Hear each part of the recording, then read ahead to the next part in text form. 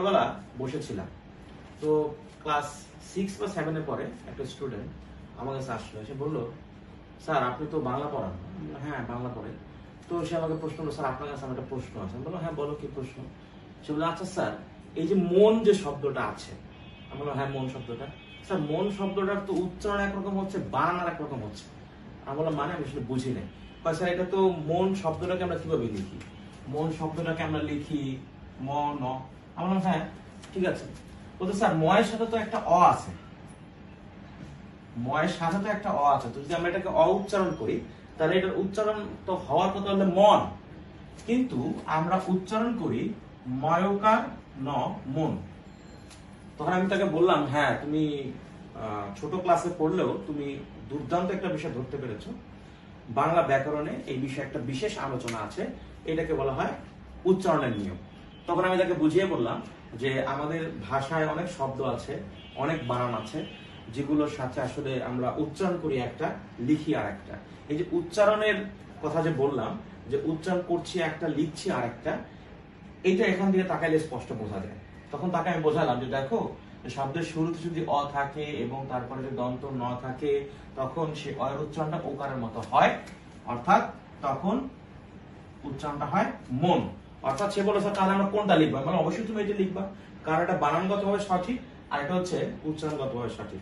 সুপ্রিয় শিক্ষার্থীরা, আপনারা আমার শুরুর গল্প শুনে অবশ্যই বুঝতে পেরেছেন যে আজকে আমি কি বিষয় নিয়ে আলোচনা করব। হ্যাঁ, আজকে আমার আলোচনার বিষয় হচ্ছে বাংলা উচ্চারণের নিয়ম, এবং বাংলা উচ্চারণের বিষয়টি কি এটি বোঝানোর জন্য আপনাদের সাথে আমি গল্পটি শেয়ার করলাম।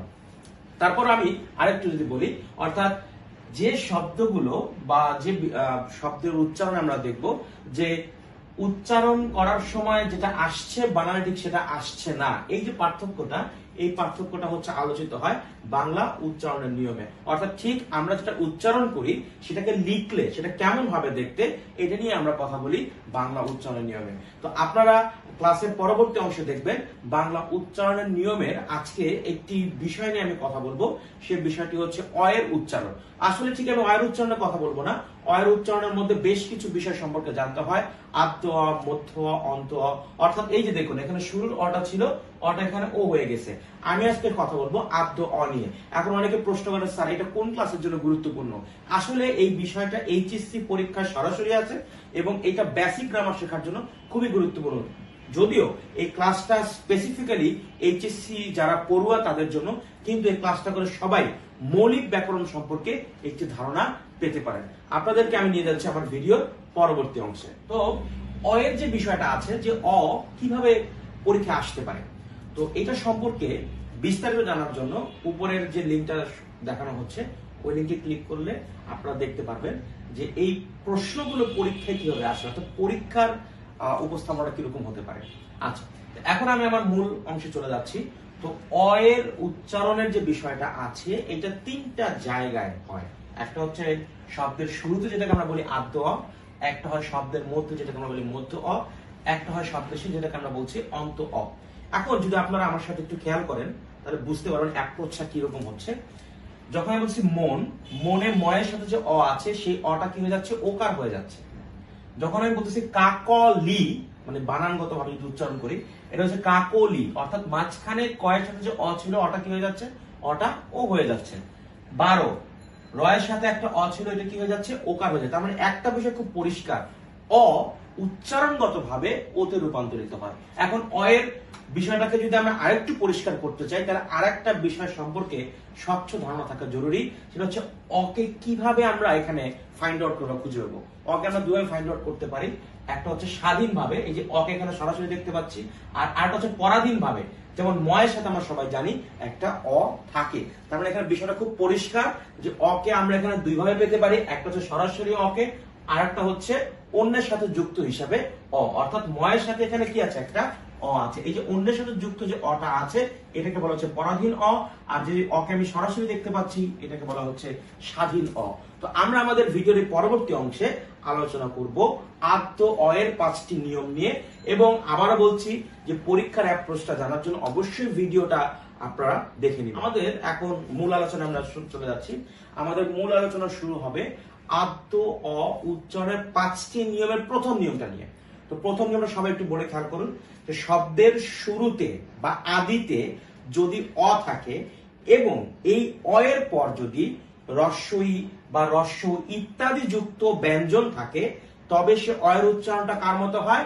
ওকারের মতো হয়। আমরা একটা উদাহরণ লিখেছি যে দেখুন, অভিধান। যদি আমি বানানগতভাবে উচ্চারণ করি, বানানে আমি কিন্তু লিখছি অ, তাহলে উচ্চারণটা কি আসবে? উচ্চারণ আসবে অভিধান। কিন্তু যেহেতু উচ্চারণের নিয়মে বলতেছে যে শব্দের শুরুতে বা আদিতে অ এবং এর পরে রস্বই বা রস্য উ ইত্যাদি যুক্ত ব্যঞ্জন, তাহলে এখানে ভটা হচ্ছে কি? ভটা হচ্ছে এখানে ব্যঞ্জন এবং এই ব্যঞ্জনের সাথে একটি রস্বই যুক্ত আছে। এই কারণে এই অ এর উচ্চারণটা কার মতো হবে? অ এর উচ্চারণটা হয়ে যাবে ও এর মতো।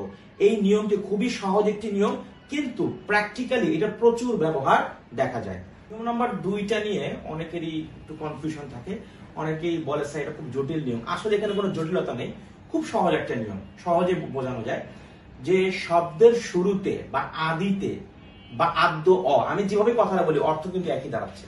অর্থাৎ শব্দের শুরুতে অ এর পর যদি ক্ষীয় অথবা বিজ্ঞানে আমরা যে যুক্ত বর্ণটা ব্যবহার করি বর্গীয় জ ইয় ইত্যাদি থাকে, তবে সে অ এর উচ্চারণটা হয়ে যায় ওর মতো। এখন অনেকে এটা নিয়ে প্রশ্ন করে যে স্যার অ এর উচ্চারণটা ওর মতো হচ্ছে, বিষয়টা এখনো পরিষ্কার না। বিষয়টা আমি আবার পরিষ্কার করে দিচ্ছি, উচ্চারণ আর বানান কিন্তু ভিন্ন জিনিস।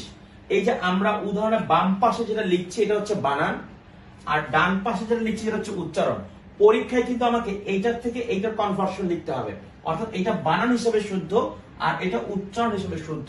উচ্চারণ কি আমরা ঠিক কি বলি, যেমন এখানে উদাহরণে খেয়াল করুন যে শব্দের শুরুতে অ আছে এবং এখানে যুক্ত বর্ণ হিসেবে ক্ষীয় আছে।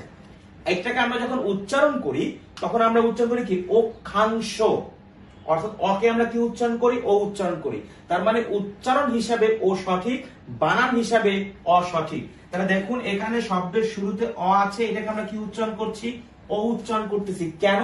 কারণ এর পরে ক্ষীয় এবং আপনার বর্গীয় জ ইয় ইত্যাদি যুক্ত বর্ণ যদি থাকে তবে সে অ এর উচ্চারণটা কার মতো হয়ে যায়? ও এর মতো হয়ে যায়। তো এই জটিল নিয়মটাকে সহজভাবে বোঝার জন্য নিচের উদাহরণটি খেয়াল করলেই সবার কাছে পরিষ্কার হয়ে যাবে। 3 নম্বর নিয়মটা নির্ণয়, বিশেষ করে যখন আমরা কোনো শব্দের উচ্চারণ নির্ণয় করছি তখন খুব বেশি কাজে আসে। তো নিয়মটা খুবই গুরুত্বপূর্ণ একটি নিয়ম, খেয়াল করুন। বলতেছে যে আদ্য অ এর পর, মানে শুরুতে অ এর পর যদি রিকার যুক্ত ব্যঞ্জন থাকে, শুরুতে অ এর পর যদি রিকার যুক্ত ব্যঞ্জন থাকে, যুক্ত বর্ণ হতে পারে, যুক্ত ব্যঞ্জন হতে পারে, ঠিক আছে, তখন যেটা হয় তখন সে অ এর উচ্চারণটা ও এর মতো হয়। যেমন আমরা উদাহরণ লিখতেছি এখানে বক্তৃতা। দেখুন যদি আমি বানান হিসেবে উচ্চারণ করি তাহলে উচ্চারণ হয় বক্তৃতা, যেহেতু বয়ের সাথে অ আছে। কিন্তু এখানে বলতেছে যে উচ্চারণে অটা কি হয়ে যাবে? ও হয়ে যাবে। কোন অটা ও হয়ে যাবে? শব্দের শুরুতে যে বয়ের সাথে যে অ ছিল, বয়ের সাথে যে অ ছিল সে অটা কি হয়ে যাবে? এখানে ও হয়ে যাবে। এটা কারণ কি? কারণ এইটার পরে রিকার যুক্ত ব্যঞ্জন বা ব্যঞ্জন আছে এখানে, এই কারণে এই অ এর উচ্চারণটা ও এর মতো হয়ে যাবে। এই গুরুত্বপূর্ণ নিয়মটি আশা করি সবাই খুব স্পষ্টভাবে এবং চমৎকার ভাবে বুঝতে পেরেছেন। এখন যে নিয়মটা আমরা কথা বলবো, এই নিয়মটা বোঝাটা খুব জরুরি। বেসিক কথাটা খুব ইম্পর্টেন্ট এখানে। সেটা হচ্ছে কি, দেখুন শব্দের শুরুতে বা আদিতে অযুক্ত রফলা, তার মানে রফলার সাথে একটি অ আছে, সেই অটা যদি শব্দের শুরুতে থাকে তবে সে অ এর উচ্চারণটা অবশ্যই ও কারের মতো হবে। আপনাদের উদাহরণটা দিকে একটু খেয়াল করুন, আমি একদম ভেঙে চুরে বিশ্লেষণ করে দিয়েছি। প্রভাত, প্রভাত, প্রভাত হচ্ছে বানানগত ভাবে উচ্চারণ করলে, কিন্তু উচ্চারণগত উচ্চারণ সঠিক হচ্ছে প্রভাত। এখানে ঘটনাটা কি ঘটেছে আমরা নিচে একদম ভেঙে চুরে লিখে দিয়েছি। এখানে কি কি আছে? এখানে আছে একটা প, এখানে আছে একটা রফলা, তার সাথে আছে একটা অ এবং এরপরে ভাত। এখন এই ভাত আমার কাছে গুরুত্বপূর্ণ না, কারণ ভাত এখানে কোনো পরিবর্তন হয় নাই। এখানে প গুরুত্বপূর্ণ না, কারণ এখানে প কোনো পরিবর্তন হয় নাই। এখানে রফলাও ইম্পর্টেন্ট না, কারণ রফলার কোনো পরিবর্তন হয় নাই। পরিবর্তনটা হয়েছে কোথায়? আমরা যেটা কাটিনি, খেয়াল করুন। এই যে রফলা যে অটা ছিল, এই অটা গিয়ে এখানে কি হয়ে গেছে? অটা এখানে ওকার হয়ে গেছে। অর্থাৎ যদি আমরা বিষয়টাকে এইভাবে পরিষ্কার ভাবে বুঝতে পারি তাহলে আমাদের এই নিয়মটাতে আর কোনো সমস্যা থাকবে না। অনেকেই প্রশ্ন করে যে আচ্ছা স্যার ব্যাকরণে অক্ষর কি, বর্ণ কি, ধ্বনি কি, এটা নিয়ে অনেকের মধ্যে কনফিউশন থাকে। তো আমার ইচ্ছা আছে এটার উপর একটা ভিডিও করার, তবে সেটা আজকে না, অন্য কোনো দিন আমাদের এই ভিডিওটা আমরা করবো। কিন্তু আজকে কথা আমি কেন বললাম, আশা করি যারা মানে বুঝতেছেন বা যারা দেখছেন তারা বুঝতে পেরেছেন। সেটা হচ্ছে যে এখনকার যে নিয়মটা সেটা হচ্ছে অক্ষর নিয়ে, যে একাক্ষর শব্দের শুরুতে অ এবং শেষে দন্ত ন থাকলে সে অয়ের উচ্চারণটা ওকারের মতো হয়। আমরা একদম শুরুতে একটি গল্প দিয়ে আমরা একটি শব্দের কথা বলেছিলাম, মন। সে মন নিয়ে আসলে আমরা এই নিয়মটাকে আমরা ব্যাখ্যা করব, যে একাক্ষর দিয়ে আসলে কি বোঝাচ্ছে। একাক্ষরটা বোঝাচ্ছে মনোসিলেবল। মনো মানে এক, সিলেবল মানে উচ্চারণ, অর্থাৎ একবারে যে উচ্চারণটা করে। সিলেবল মানে উচ্চারণের যে ধরন, রকম বা উচ্চারণের যে পদ্ধতি, অর্থাৎ আমরা কি করব, একবারে যতটুকু উচ্চারণ করতে পারবো সেটাকে বলা হচ্ছে মনোসিলেবল বা একাক্ষর। এখন একাক্ষর শুনলে অনেকে মনে করে একটা মনে অক্ষর আছে, না। ব্যাকরণে অক্ষর কিন্তু ভিন্ন জিনিস। আমি আবারও বলছি, ব্যাকরণে অক্ষর কিন্তু ভিন্ন জিনিস। এখানে একাক্ষর বলতে বোঝানো হচ্ছে ঠিক আমরা একবারে কতটুকু উচ্চারণ করতে পারি। এখন আমরা যখন মনকে উচ্চারণ করব, মন আমরা একবারেই উচ্চারণ করব। আমরা বলবো না যে আমার মন অনেক খারাপ, এটা আমরা কখনোই বলবো না। আমরা বলবো আমার মন অনেক খারাপ। তাহলে যে মন শব্দটাকে আমি একবারে উচ্চারণ করছি বিধায় এটাকে বলা হচ্ছে একাক্ষর শব্দ। তো একাক্ষর শব্দের শুরুতে অ, তার মানে ময়ের সাথে কি আছে, একটা অ আছে, এবং এটার পরে কি আছে, দন্ত ন আছে, থাকার কারণে এই শুরুর অ এর উচ্চারণটা হবে ওকারের মতো। আশা করব আজকের ভিডিওটি সবার খুবই খুবই উপকারে আসবে। যারা ব্যাকরণ শিখতে চান, জানতে চান, আর যারা শিখতে চান না, অন্তত পেটের দায়ে পরীক্ষায় পাস করতে চান, জিপিএ 5 পেতে চান, তাদের প্রত্যেকের খুব উপকারে আসবে। এবং আমার উপকারের কথা চিন্তা করে অবশ্যই আমার চ্যানেলটিকে লাইক, কমেন্ট এবং সাবস্ক্রাইব করে আমাদের পাশে থাকবেন। সবাইকে শুভেচ্ছা জানিয়ে আজকে এখানে বিদায় নিচ্ছি। আল্লাহ হাফেজ।